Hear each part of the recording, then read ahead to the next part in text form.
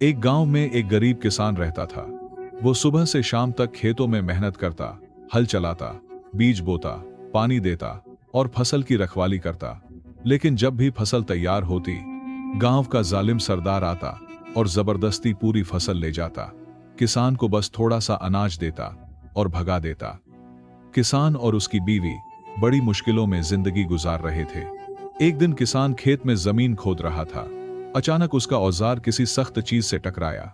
हैरानी से उसने और खोदा तो एक भारी सा संदूक निकल आया। संदूक खोला तो किसान की आंखें चमक उठीं। वो हीरे जवाहिरात से भरा हुआ था। किसान ने सोचा, अगर सरदार को पता चल गया तो ये भी छीन लेगा।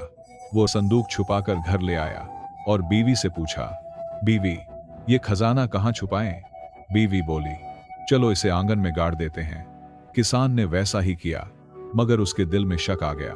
मेरी बीवी सीधी सादी है, कहीं गलती से ये राज किसी को बता ना दे। वो रात में चुपके से संदूक निकालकर जंगल के एक कोने में गाड़ आया।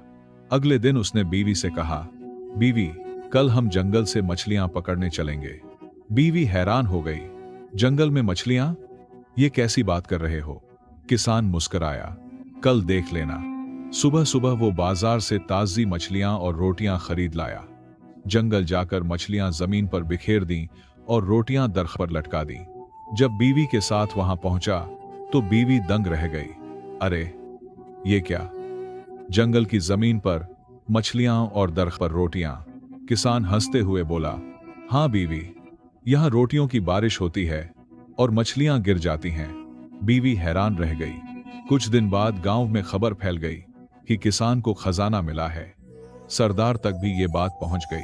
सरदार ने किसान की बीवी को बुलाया और पूछा, क्या सच है कि तुम्हारे शौहर को खजाना मिला? बीवी बोली, हां मिला है। सरदार ने फिर किसान को बुलाया और कहा, तुम्हारी बीवी सब बता चुकी है।